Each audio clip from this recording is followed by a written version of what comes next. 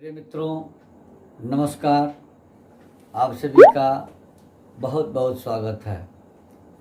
मैं पंडित मार्कंडेय दुबे अपने YouTube channel vastu Bokaro दर्शनम के माध्यम से एक बार पुनः आप सभी का स्वागत करता हूं। मित्रों, आम जन की यह धारणा होती है, लोग सोच में पड़े रहते हैं, चिंताएं करते रहते हैं, भाग्योदय कब होगा, तरक्की कब होगी। जैसे बच्चा जन्म लेता है, बढ़ता है, जैसे ही सोचने समझने की क्षमता आ जाती है, अपने तरक्की के विषय में व्याकुल हो जाता है। उम्र जब युवा अवस्था की होती है, 16-18 की अवस्था में जाते जाते अपने भविष्य की चिंता सताने लगती है। 20-22 होते होते क्या करूं, कैसे उन्नति करूं, कहां से उन्नति करूं, इत्यादि तरह की विचारधाराएं व्यक्ति के मन में घूमने लगती हैं, परेशान करने लगती हैं। लग्न के हिसाब से और राशि के हिसाब से किन राशियों को किन किन वर्षों में तरक्की के, उन्नति के अवसर प्राप्त होते हैं, यह दशाओं पर भी निर्भर करता है और लग्न के कुछ प्रमाण होते हैं, उसके आधार पर होता है तरक्की। इन सब के विषय में हम जानकारी दें, आपको विस्तार से बताएं। इसके पहले एक छोटा सा निवेदन जरूर करूंगा कि यदि अब तक आपने हमारे चैनल वास्तु बोकारो दर्शनम को सब्सक्राइब नहीं किया है तो कृपया सब्सक्राइब जरूर कर लें, नोटिफिकेशन बेल दबाना ना भूलें, वीडियो लाइक करें और अधिक से अधिक लोगों को शेयर करें ताकि ये जानकारी बहुत लोगों के पास जा सके। मित्रों, 12 राशियां और 12 लग्न होते हैं। 12 लग्नों में अलग अलग ग्रह अलग अलग लग्न के अधिपति हैं। जो लग्न जिस ग्रह का है वही राशिपति होता है। हम बात करेंगे सबसे पहले मेष लग्न और मेष राशि की। मेष राशि में 2.25 नक्षत्र अर्थात 3 नक्षत्र में एक नक्षत्र का एक ही चरण आएगा। हर राशि के 9 चरण होते हैं। 9 चरण में एक नक्षत्र के 4 चरण, 2 नक्षत्र के 8 और तीसरे का एक चरण उसमें ग्राह्य होता है, लिया जाता है। तो मेष लग्न में और मेष राशि में, मेष राशि के प्रथम नक्षत्र अश्विनी का 4 चरण और भरणी का 4 चरण, कृतिका का 1 चरण। तो मेष लग्न पर मेष राशि की अगर बात करते हैं तो अश्विनी नक्षत्र केतु का नक्षत्र होता है। यह दुखदायी होता है, कभी कभी उन्नतिदायक होता है। और 7 साल की केतु की दशा के बाद 20 साल की शुक्र की दशा आती है और शुक्र के दशा के बाद सूर्य की दशा आ जाती है, जो मेष लग्न में पंचमेश होते हैं, विद्या बुद्धि के कारक होते हैं। तो मेष लग्न के अधिपति मंगल होते हैं। मंगल साहस के प्रतिनिधि हैं, शरीर में रक्त के प्रतिनिधि हैं, सेना और प्रशासन में कार्य करने वाले ग्रह हैं, कराने वाले ग्रह हैं, भूतत्व भूमि के अंदर तत्वों से उन्नति देने वाले ग्रह हैं। मेष लग्न के मेष राशि के जातकों को सर्वप्रथम उन्नति का अवसर 28 वर्ष की अवस्था में प्राप्त होता है, जब वह युवा अवस्था में चरम पर होता है। पुनः ग्रह दशाओं के माध्यम से दशाएं बदलती रहती हैं। दूसरा अवसर उन्हें 30 वर्ष की अवस्था में मिलता है। माध्यम साहस के काम, सेना प्रशासन के काम, पुलिस के काम, विद्युत के काम, अग्नि के काम और भूतत्व के काम से रहेगा।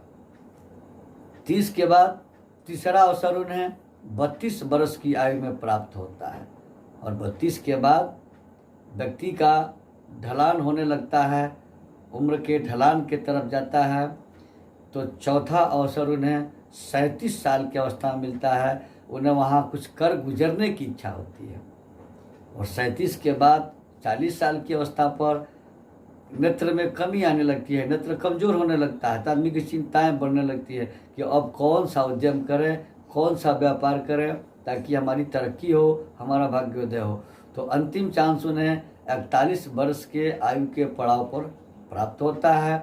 और मेष लग्न मेष राशि के जातक अपने आयु के इन 5 पड़ावों में 28, 30, 32, 37 और 41 साल के उम्र में तरक्की करते हैं, इनका भाग्योदय होता है। दूसरी राशि है वृषभ राशि। वृषभ राशि के अधिपति शुक्र हैं और शुक्र कॉस्मेटिक्स, श्रृंगार सामग्री, फैशन डिजाइनिंग, ग्लैमर, कपड़े के उद्योग, कपड़े के व्यापार, hotel, restaurant, beer bar, film industry, jewellery, हीरे का व्यापार, सोने चांदी का व्यापार, इन माध्यमों से भाग्योदय कराते हैं। अब वृषभ राशि में कृतिका नक्षत्र के 3 चरण, जो सूर्य की महादशा का नक्षत्र होता है, उसके बाद रोहिणी नक्षत्र जो चंद्रमा के महादशा का नक्षत्र होता है, और उसके बाद मृगशिरा नक्षत्र जो मंगल की दशा का नक्षत्र होता है। ये 3 नक्षत्र मिलकर वृषभ राशि बनाते हैं। कृतिका के 3, रोहिणी के 4 और मृगशिरा के 9 चरण मिल करके वृषभ राशि तैयार हो जाती है। अब वृषभ राशि के जातकों को तरक्की मैंने बताया कि कॉस्मेटिक, फैशन डिजाइनिंग, ग्लैमर, कपड़ा उद्योग,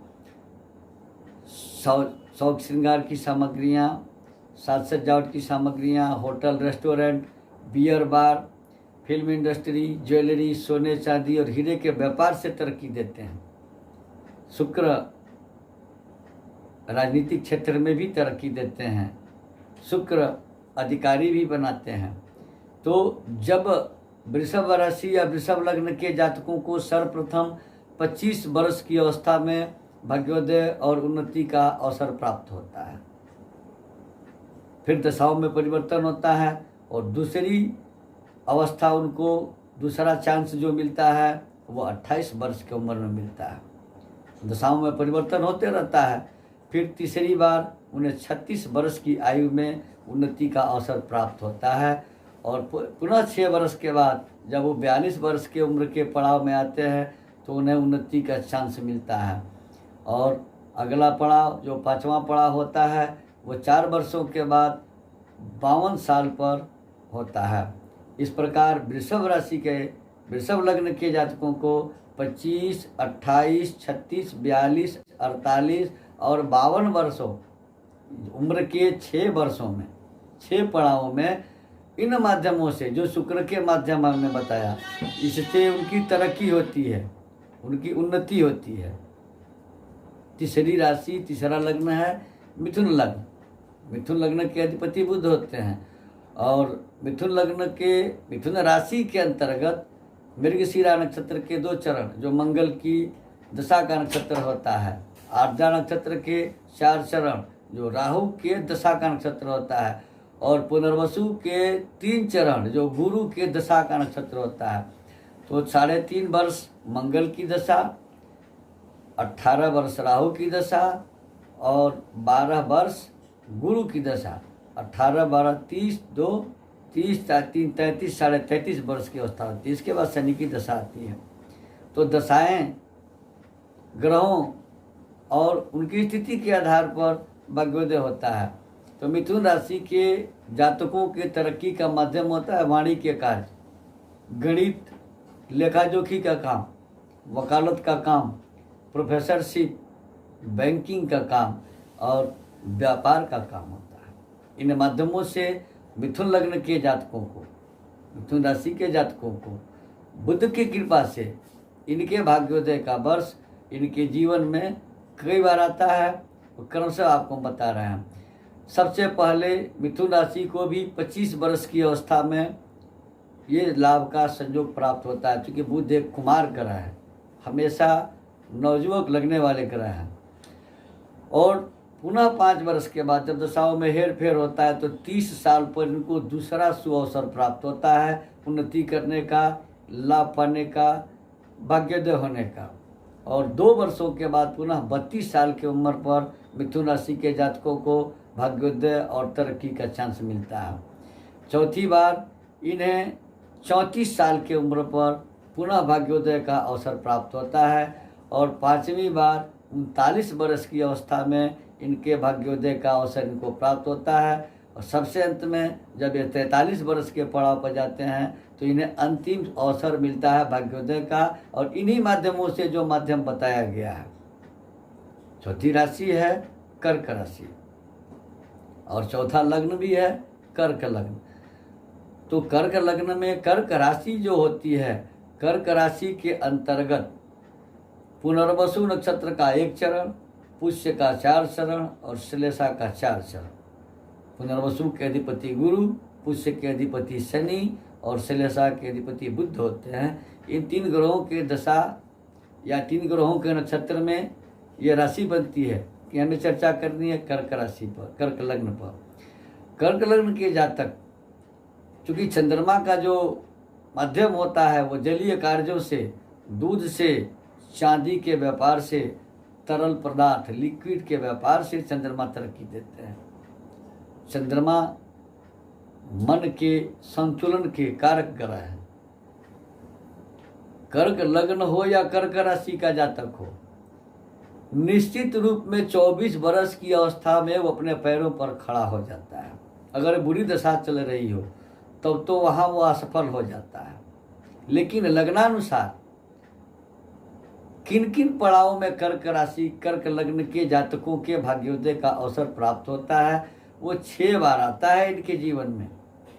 मैंने बताया कि मेष राशि को 5 बार, वृषभ राशि को 6 बार, मिथुन राशि को 6 बार और पुनः कर्क राशि को भी 6 बार अवसर प्राप्त होता है पूरे जीवन काल में। तो सबसे पहले 24 वर्ष में इनको तरक्की का, भाग्योदय का सुअवसर प्राप्त होता है। पुनः दशाओं में परिवर्तन होता है। 4 साल के बाद 28 साल की उम्र में इन्हें दूसरी बार भाग्योदय और तरक्की का चांस प्राप्त होता है। पुनः साल भर के ही बाद 29 वर्ष की अवस्था में कर्क राशि, कर्क लग्न के जातकों को भाग्योदय का सुअवसर प्राप्त होता है और चौथी बार 31 वर्ष की उम्र में इन्हें उन्नति करने का, इनके भाग्योदय का अवसर प्राप्त होता है। पांचवी बार जब 35 से उम्र अधिक हो जाता है तो 37 वर्ष की उम्र में इन्हें भाग्योदय करने का, इनके भाग्योदय का, इनके तरक्की का सुअवसर प्राप्त होता है। और सबसे अंत में छठी बार 43 वर्ष 43 ईयर्स के एज में इनके उन्नति का सुअवसर प्राप्त होता है।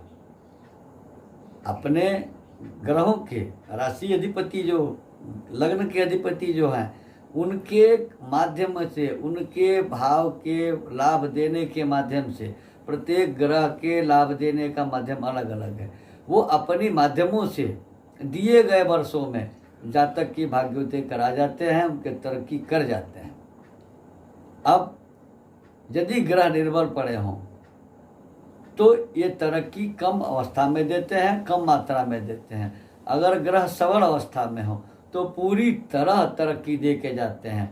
वैसे किसी भी लग्न में गुरु की दशा आती हो, बुध की दशा आती हो, शुक्र की दशा आती हो और चंद्रमा की दशा आती हो, अगर इस लग्न के मार्केश ग्रह नहीं है, शत्रु नहीं है, तो शुक्र की दशा, गुरु की दशा, बुध की दशा और चंद्रमा की दशा निश्चय ही अपार धनदायक होती है, भाग्योदय कारक होती है।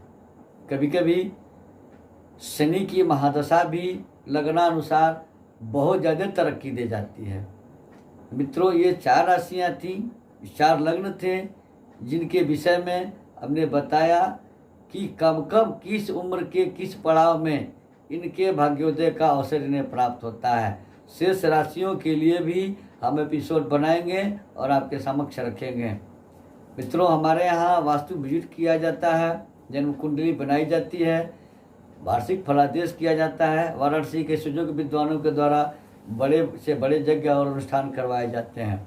जिनकी नि सज्जन को ज़रूरत हो, इसकी आवश्यकता हो, कृपया स्क्रॉल पर दिए गए हमारे नंबर से संपर्क कर हमसे अपॉइंटमेंट ले सकते हैं, हमसे वास्तु विजिट करा सकते हैं, कुंडली बनवा सकते हैं, कुंडली दिखा सकते हैं। वाराणसी के सुजोग विद्वानों के द्वारा बड़े से बड़े यज्ञ और अनुष्ठान करवा सकते हैं। धन्यवाद।